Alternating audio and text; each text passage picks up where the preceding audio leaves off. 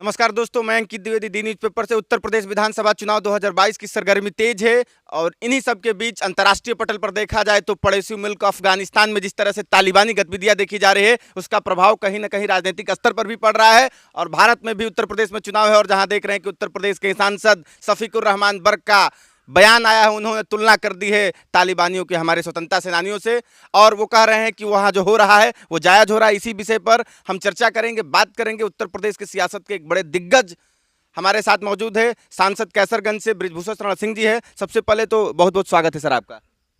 Sir, आपसे जानना चाहेंगे, जिस तरीके से उत्तर प्रदेश में आगामी चुनाव है और इन सबके बीच शफीकुर रहमान बर्क का बयान आता है कि जो तालिबान में क्या क्या गतिविधियां हो रही है, उनकी जो तुलना कर रहे हैं वो अपने स्वतंत्रता सेनानियों से करें, किस प्रकार की ये बयानबाजी हो रही है? देखिए, इनकी बुद्धि पर दया आती है और इनका बयान उठा करके देख लीजिए, चाहे शफीकुर रहमान हो चाहे आजम खान हो।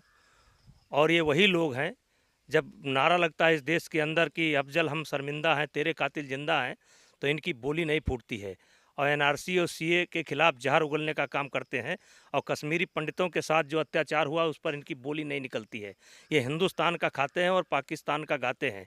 आज अफगानिस्तान के अंदर जिस तरीके से बच्चे रो रहे हैं और जिस तरीके से हवाई जहाज़ पर बैठने के लिए चक्के पर उस पर जिस तरीके से जो दृश्य दिखाई पड़ रहा है, इनको दिखाई नहीं पड़ रहा है। आज मैं इनसे पूछना चाहता हूं कि जो लोग कहते थे कि ये देश हिंदुस्तान जो है सबसे ज़्यादा असुरक्षित देश है, कहते थे, और कभी कभी जो टुकड़े टुकड़े गैंग भी नारा लगाने का काम करती है, निकलने का काम करती है, जो मुसलमानों के लिए सबसे असुरक्षित देश। एक बहुत बड़े इनके साहित्यकार हैं, राणा, क्या नाम है उनका, राणा मनोवर राणा साहब का बयान देख लीजिए। उनको देश में इतना सम्मान था, इतना सम्मान उनको देश देता है, उसके बाद भी उनका बयान देख लीजिए।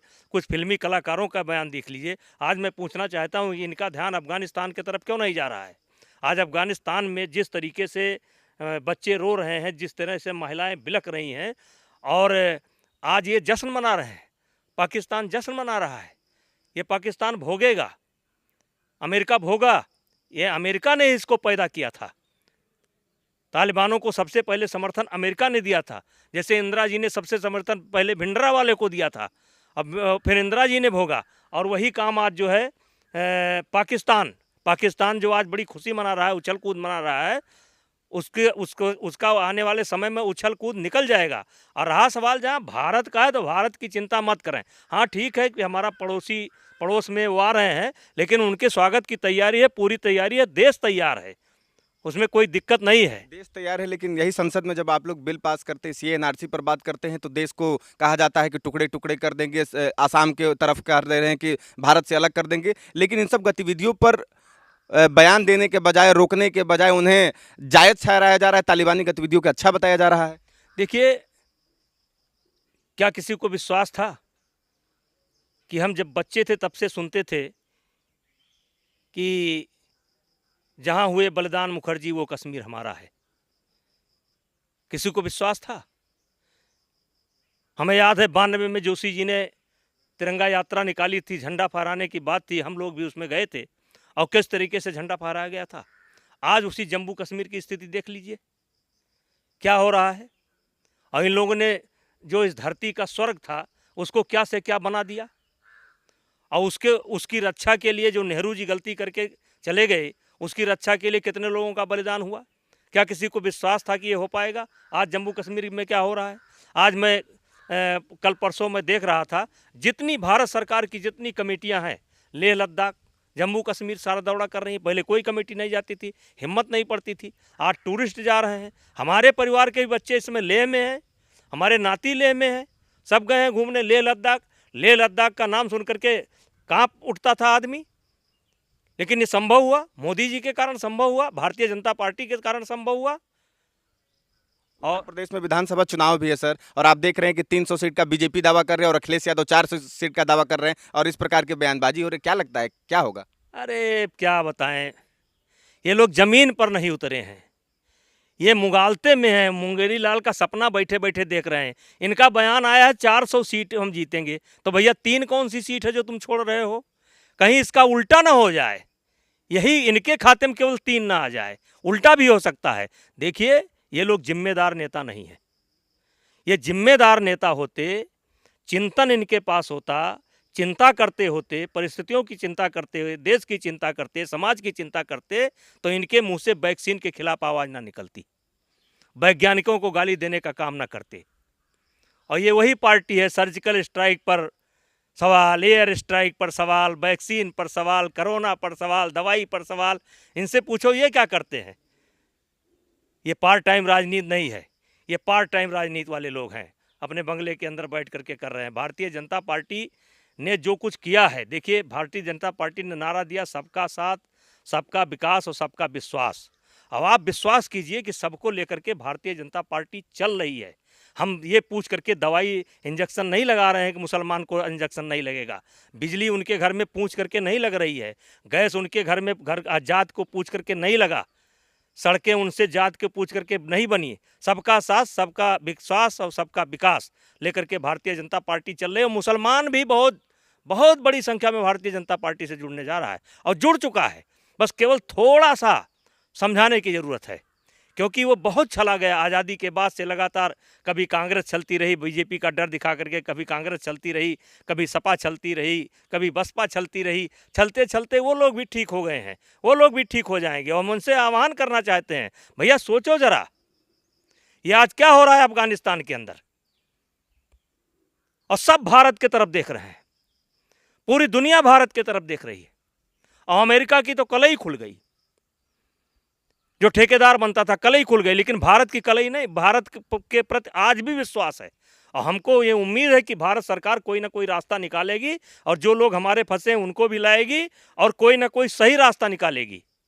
सही बोलना बहुत कठिन होता है, सत्य बड़ा कड़वा होता है, लेकिन ये उम्मीद करिए कि मोदी जी सत्य ही बोलेंगे, सत्य के ही रास्ते पर जाएंगे और अफगानिस्तान में जो मलहम लगेगा वो भारत की तरफ से लगेगा।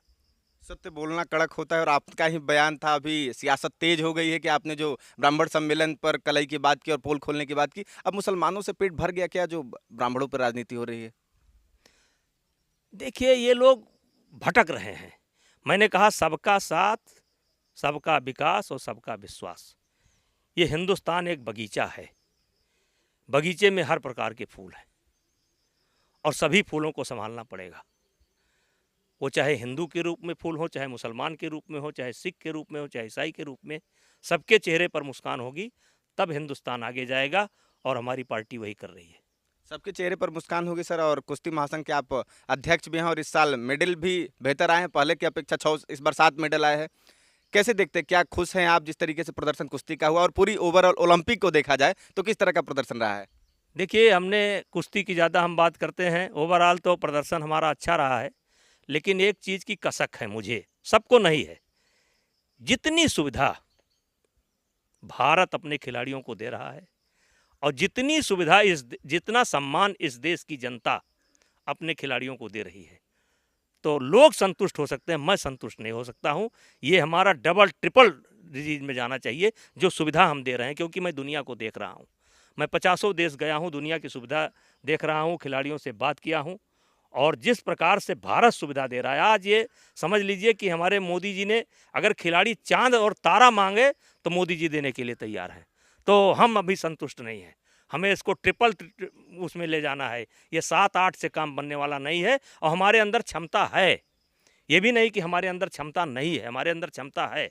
जैसे मैंने वादा किया था कि 4, आपने देखा होगा कि एक मात्र 6 सेकंड से 1 मेडल हमारा चला गया और एक विनेश फोगाट का प्रदर्शन निराशाजनक रहा, जबकि वो वर्ल्ड की रैंकिंग में 1, 2, 3, 1, 2, 3, वो भी दुर्भाग्य के साथ आप जोड़ सकते हैं, लक के साथ जोड़ सकते हैं, चांस के साथ जोड़ सकते हैं। लेकिन मैं कुल मिला करके हिंदुस्तान के जो खिलाड़ी हैं उनसे कहना चाहता हूं, भाई ये 7 बात छोड़ो, 24 में जो है अब इसको 3 गुना 4 गुना का लक्ष्य बनाओ।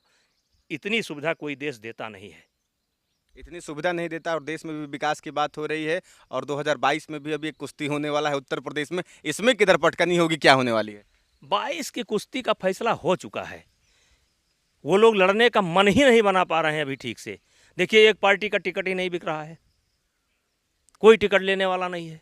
वो पहले 2 करोड़ 2.5 करोड़ 3 करोड़ लेकर के प्रभारी नियुक्त कर देती थी, आज उनका प्रभारी ही नियुक्त नहीं हो पाया है, मैदान एकदम खाली है।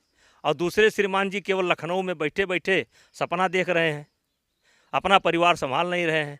चाचा से अभी बातचीत हुई नहीं और चले हैं उत्तर प्रदेश जीतने।